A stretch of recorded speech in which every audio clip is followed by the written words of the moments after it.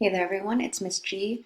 This video is for anyone who is working on Romeo and Juliet assignment 10 in Google Classroom. This assignment is for Act 4, Scene 5, and the first two scenes of Act 5. So we're getting near the end of the play now. I will be reading through this section of the play as well as answering the questions in your guided reading document. So make sure you have your Google Doc open and are ready to answer these questions along with me. Now, if you already have a few of these questions answered from when we did questions 1 through 3 in class together, then you can skip forward in the video. So the first question is, notice all of the times they talk about death with a capital D. Why do you think they're talking about death as if it were a person? So just a reminder, Romeo has been banished after him and Juliet had their secret wedding. Juliet's parents want her to now marry Count Paris. To get out of this marriage, the Friar Lawrence gave Juliet a vial, a potion that will make her appear dead for 42 hours. The plan is that she will appear dead, they will bury her in the family tomb, and then Romeo will come and get her out when she wakes up. So here we're going to find her family discover Juliet and they think she is dead. And we are listening for their use of death with a capital D. Act 4, Scene 5, the nurse enters. Mistress, hey mistress, Juliet, I bet she's fast asleep. Hey lamb, hey lady, hey you lazy bones, hey love, I say, madam, sweetheart, hey bride, what, you don't say a word? You take your beauty sleep now. Get yourself a week's worth of sleep. Tomorrow night, I bet, Count Paris won't let you get much rest. God forgive me. All right and amen. How sound asleep she is. I must wake her up. Madam, madam, madam. Yes, let the Count take you in your bed. He'll wake you up, I bet, won't he? She opens the bed curtains. What? You're still dressed in all of your clothes? But you're still asleep. I must wake you up. Lady, lady, lady. Oh no, help, help. My lady's dead. Oh, curse the day that I was born. Ho, get me some brandy. My lord, my lady. Lady Capulet enters. What's all the noise in here? Oh, sad day. What is the matter? Look, look, what a sad day.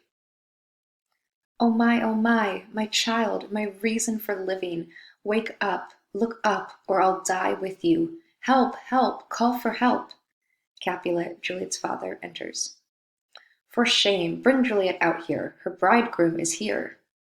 She's dead, deceased, she's dead. Curse the day. Curse the day, she's dead, she's dead, she's dead. No, let me see her. Oh no, she's cold. Her blood has stopped and her joints are stiff. She's been dead for some time. She's dead like a beautiful flower killed by an unseasonable frost. Oh, sad day. Oh, this is a painful time. Death, which has taken her away to make me cry, now ties up my tongue and won't let me speak. Friar Lawrence and parents enter with the musicians. Come, is the bride ready to go to church? She's ready to go, but she'll never return. To Paris. Oh, son, on the night before your wedding day, death has taken your wife. There she lies. She was a flower, but death deflowered her. Death is my son-in-law. Death is my heir. My daughter married death. I will die and leave death everything. Life, wealth, everything belongs to death. Have I waited so long to see this morning, only to see this? Accursed, happy, unhappy, wretched, hateful day. This is the most miserable hour of all time. I had only one child, one poor child, one poor and loving child. The one thing I had to rejoice and comfort myself, and cruel death has stolen it from me. Oh pain, oh painful, painful, painful day, the saddest day, most painful day that I've ever did behold. Oh day, oh day, oh day, oh hateful day. There has never been so black a day as today. Oh painful day, oh painful day. She was tricked, divorced, wronged, spited, killed. Death, the most despicable thing, tricked her. Cruel, cruel death killed her. O love, O life, There is no life, but my love is dead. Despised, distressed, hated, martyred, killed. Why did this have to happen now? Why did death have to ruin our wedding? O child, my soul and not my child, you are dead. Oh no, my child is dead. My child will be buried, and so will my joys. So you probably noticed quite a few times they refer to death as if it were a person with a capital D, that death has stolen Juliet. Her father says that death is my son-in-law, death is my heir. She's married to death now, right? Paris was supposed to be his son-in-law. Paris was supposed to be his heir or get his inheritance, his money when he dies. But now death has taken all of that from them. So there's lots of possible answers to question number 1. In class, we discussed something like,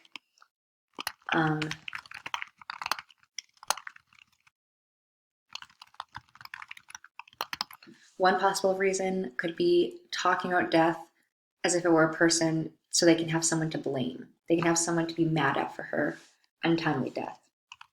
Another reason we said is that instead of Paris,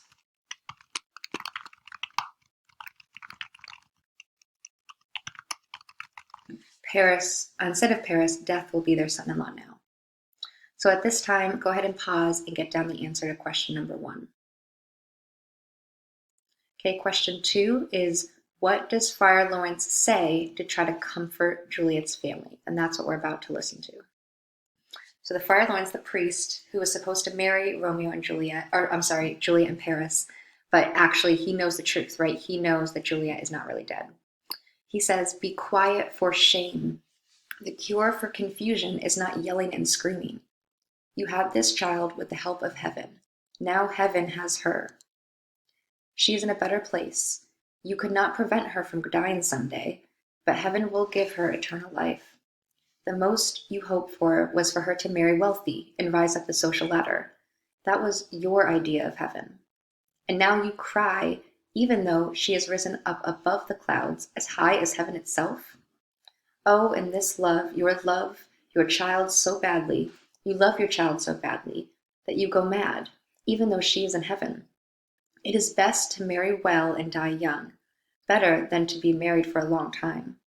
Dry up your tears and put your rosemary on this beautiful corpse, and in accordance with custom, carry her to the church in her best clothes.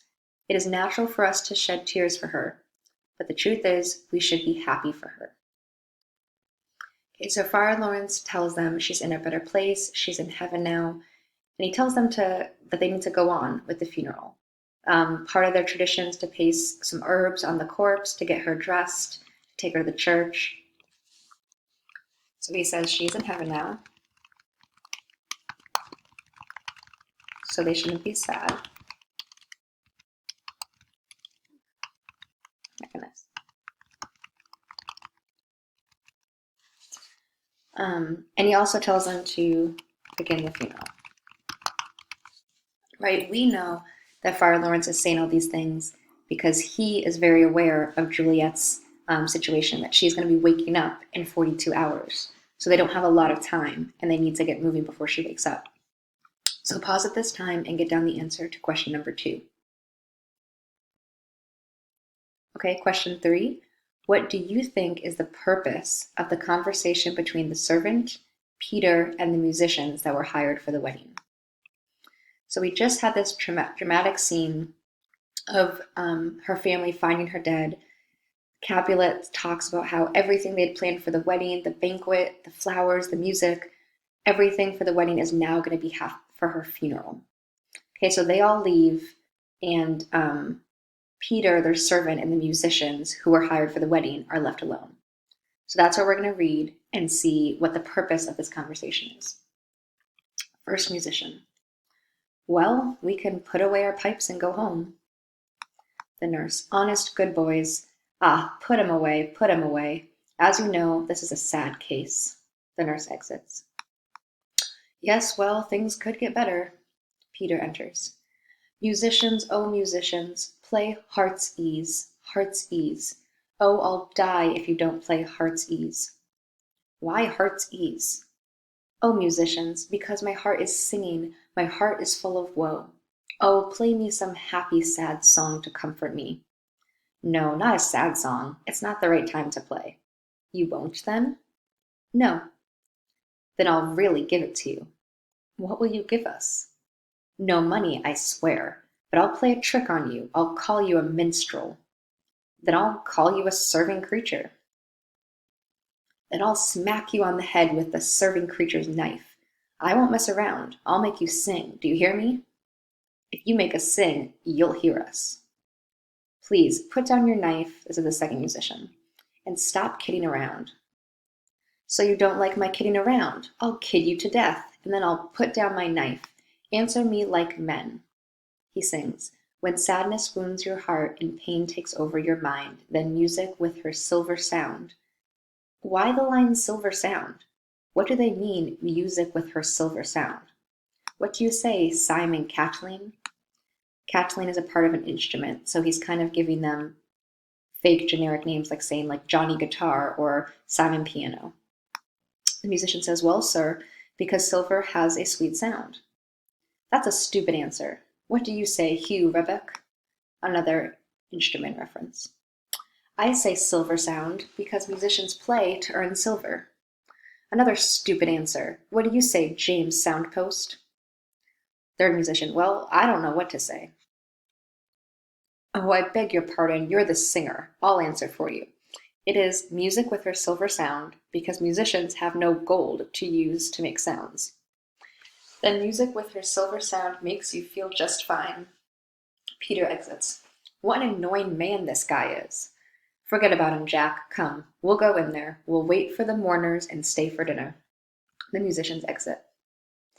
So right after this serious, heavy, sad conversation with Romeo and Juliet, or with Juliet's family finding her dead, we then have this kind of silly, meaningless conversation where these servants and musicians are fighting and threatening each other and insulting each other. So in class, we talked about how there could be multiple purposes. One could be to add humor.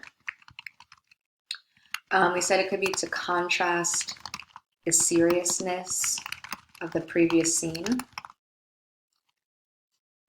or to show that not everyone was affected by Juliet's death. Right, so this feels like the most dramatic, awful thing that could happen in the world to her parents, but to the average person, to the servants, the musicians, life still just goes on. This doesn't really affect them. Okay, our next question for our next scene. How does Romeo react to hearing the news about Juliet, and what does he plan to do? So Romeo's going to hear the news of Juliet, and what does he plan to do? So we're going to go on to the next scene. We're beginning Act 5 now, the final act of the play, Scene 1. Romeo enters. If I can trust my dreams, then some joyful news is coming soon. Love rules my heart, and all day long a strange feeling has been making me cheerful. I had a dream that my lady came and found me dead. It's a strange dream that lets a dead man think. She came and brought me back to life by kissing my lips. I rose from the dead and was an emperor. Oh my, how sweet it would be to actually have the woman I love, when merely thinking about love makes me so happy. Romeo's servant Balthazar enters. Do you have news from Verona? What is it, Balthazar? Do you bring me a letter from the friar? How is my wife? Is my father well? How is my Juliet? I ask that again because nothing can be wrong if she is well. Balthazar. Then she is well and nothing is wrong. Her body sleeps in the Capulet tomb, and her immortal soul lives with the angels in heaven. I saw her buried in her family's tomb, and then I came here to tell you about the news. Oh, pardon me for bringing this bad news, but you told me it was my job, sir. Is it really true? Then I rebel against you, stars. You know where I live. Get me some ink and paper, and hire some horses to ride. I will leave here for Verona tonight. Remember, if Romeo is caught back in Verona, he could be killed by the prince, because he's been banished. Balthazar says, please, sir, have patience. You look pale and wild, as if you're going to hurt yourself. Tsk, you're wrong. Leave me and do what I told you to do. Don't you have a letter from me from the friar? No, my good lord. No matter. Get on your way and hire those horses. I'll be with you right away. Balthazar exits. Well, Juliet, I'll lie with you tonight. Let's see how. Destructive thoughts come quickly to the minds of desperate men. I remember a pharmacist who lives nearby. I remember he wears shabby clothes and has bushy eyebrows. He makes drugs from herbs or plants. He looks poor and miserable and worn out to the bone. He has a tortoiseshell hanging up in his shop, as well as a stuffed alligator and other skins of strange fish. There were a few empty boxes on his shelves, as well as green clay pots and some musty seeds. There were a few strands of string and mashed rose petals on display. Noticing all this poverty, I said to myself, if a man needed some poison, which they would immediately kill you for selling in Mantua, here is a miserable wretch who'd sell it to him. Oh, this idea came before I needed the poison. But this same poor man must sell it to me. As I remember, this should be the house. Today's a holiday, so the beggar's shop is shut. Hey, pharmacist! Okay, so we're going to pause there. We learned that Romeo did not receive the letter from the friar, the letter that was going to tell him about their plan, so he would know that Juliet wasn't really dead. Since he doesn't have that letter, he obviously reacts when he's upset. He wants to leave for Verona right away, and he decides that he's going to poison himself so that he can be with Juliet. So we can say he is upset. He's going to leave for Verona and poison himself so he can be with Juliet. Right? So he's going to get drugs or poison from this poor old pharmacist, a man who makes drugs. The next question is, why does Romeo assume that the pharmacist will break the law for him? So we just read, he said that selling poison in the city, you could get killed for that. That's a crime punishable by death. So why does he think that the pharmacist or the apothecary, another name for a pharmacist or a drug dealer, why would he sell it to him? So the apothecary, the pharmacist says, "Who's that calling so loud? Come here, man. I see that you are poor. Here are 40 ducats, money. Let me have a shot of poison, something that works so fast that the person who takes it will die as fast as gunpowder exploding in a cannon. I have lethal poisons like that, but it's against the law to sell them in Mantua, and the penalty is death. You are this poor and wretched and still afraid to die? Your cheeks are thin because of hunger. I can see in your eyes that you're starving. Anyone can see that you're a beggar. The world is not your friend, and neither is the law. The world doesn't make laws to make you rich. So don't be poor. Break the law and take this money." He holds out money.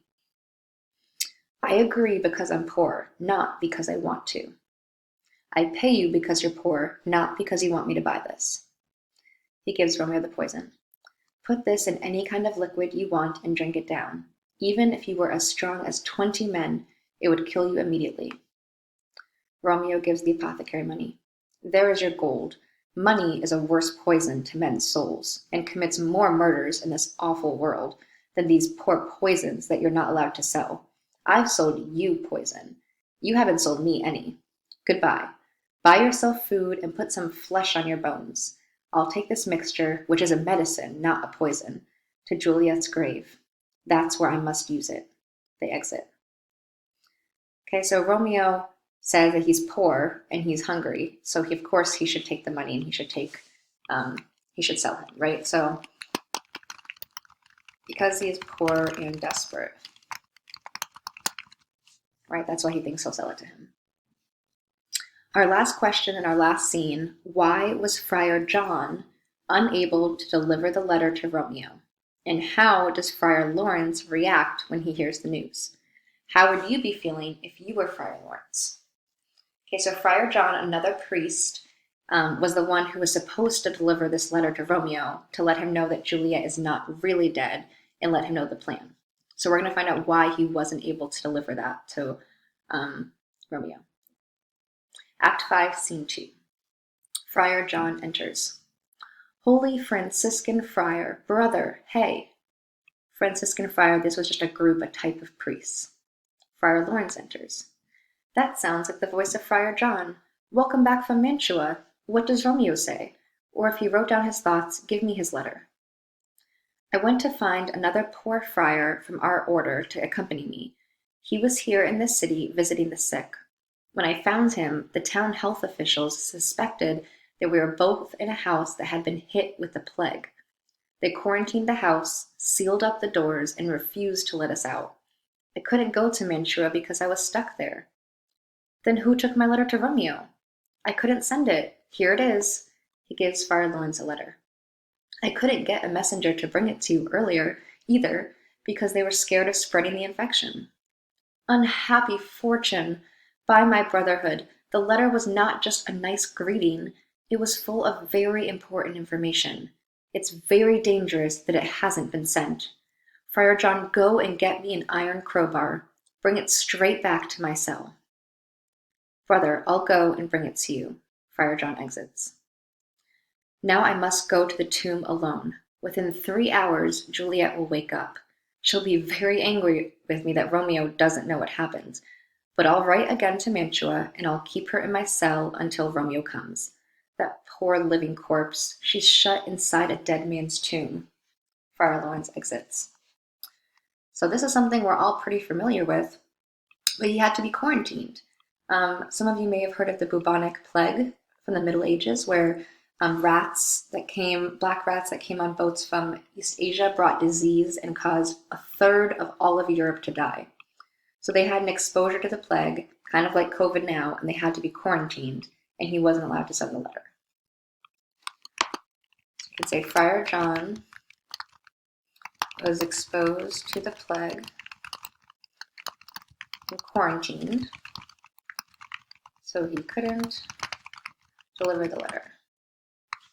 Wow, you'd think I could spell quarantined. Oh, it's not letting me make it a verb. That's fine. So he couldn't deliver the letter. Friar Lawrence, of course, is mad, right? And he decides that he is going to go rescue Juliet from the tomb.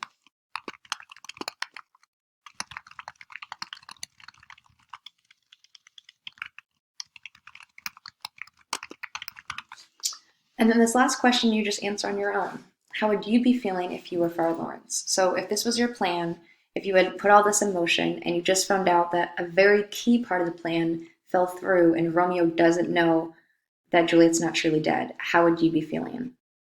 Okay, so at this point, pause the video and get down question 6, and then make sure you answer this last question too with your own thoughts.